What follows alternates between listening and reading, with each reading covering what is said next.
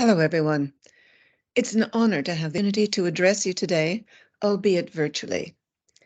I have to start by saying it's fantastic to see the growing impact of the China chapter of the ILO's Global Business Disability Network, and of course, the ongoing active support of the British Council.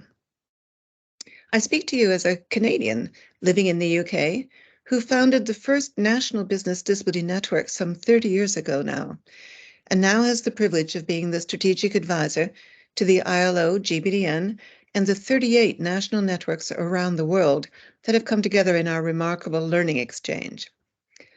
I must start by saying it's very exciting that you plan to launch the first business talent compact in China, and that it will be focused on in-demand digital skills. So good to hear from Mr. Haiben Su that Standard Chartered is taking a leadership role, bringing companies together as members of your network to leverage your collective influence as businesses in China collaborating to the mutual benefit of business and people with disabilities, and indeed of the wider economy. So by way of background, Mr. Su worked very closely with us at the ILO on a program called Digital in Demand. Our start point some months ago was the insight that job markets which deny employers access to the widest possible pool of talent, including, of course, disabled talent, are quite simply inefficient and unfair. We see well-intentioned employers struggling to find disabled talent with the skills employers require, while disabled talent is struggling to access the mainstream training programs which would give them precisely the skills employers are looking for. And that disabled talent is also struggling to find the well-intentioned employers with the open minds that are willing to consider them on the basis of their potential contribution. In effect, we see job markets around the world failing both employers interested in talent and failing disabled people wanting opportunities. Our aim, therefore, with Digital in Demand was to design a systematic approach that would make it easier for disabled people to get in-demand skills, which would in turn make it easier for employers to employ disabled people based not on their disability, but on their capability.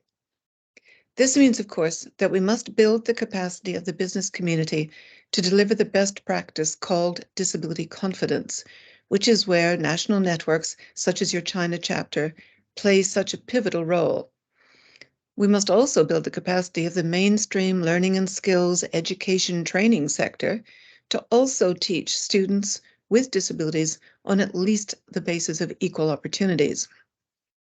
And we have to do this while helping employers move away from the not terribly desirable reactive recruitment, the rushing to fill vacancies quickly strategy, to one that promotes proactive recruitment called managed talent pipelines, where employers have qualified people they know and who know them ready to apply when vacancies come open in the future. So how in practical terms do talent compacts work?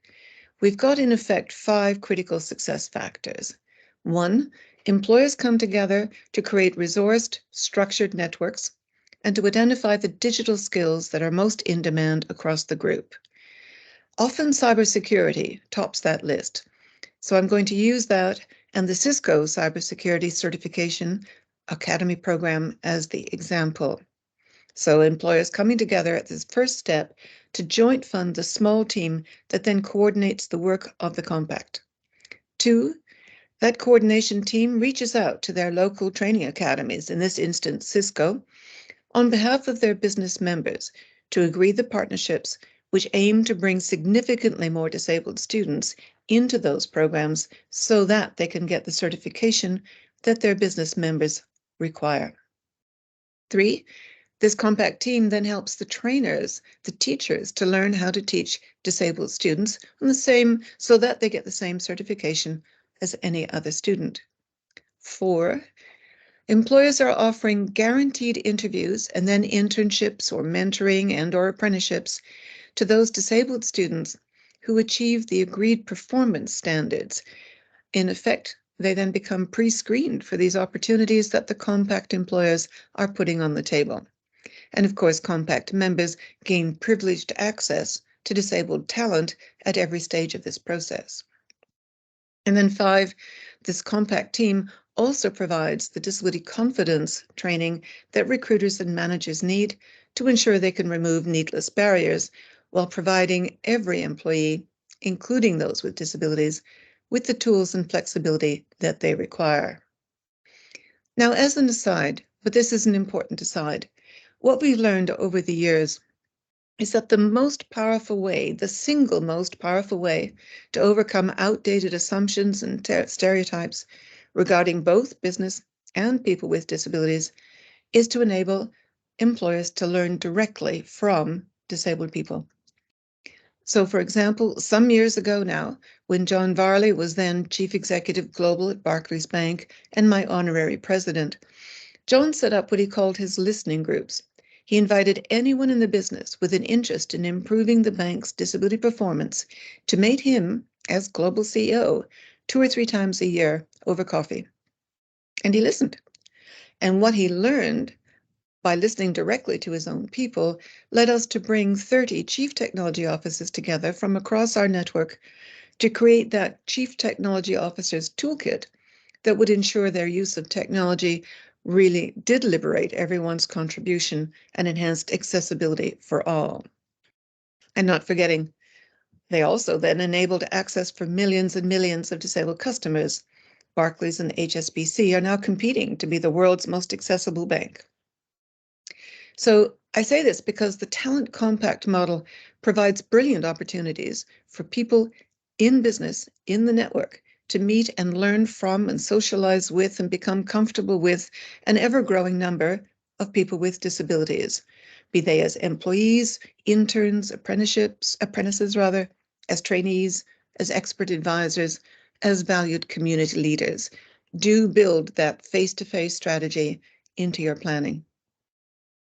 So coming back to this compact model, it's building on the success of programs like the 3 Talent Bridge Academies in the USA and in Africa and Europe, which are successful precisely because they partner closely with business and because HR and managers get to know these disabled students while they're studying.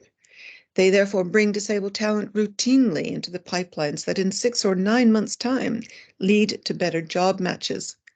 And they get success rates of more than 90% of their disabled graduates finding jobs in Kenya and South Africa, companies like Safaricom, compared to the typical 20 to 30% success rates of traditional segregated disability training programs.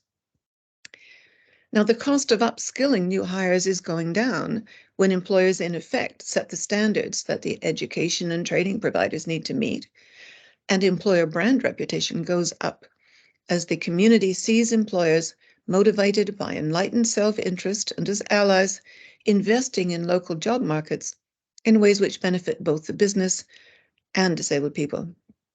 And of course, it is much more cost-effective for a group of businesses to joint fund a shared central resource that builds their own disability confidence while also building the capacity of the job market itself to do what it's supposed to do, get the right balance between the supply of talent and the demand for talent.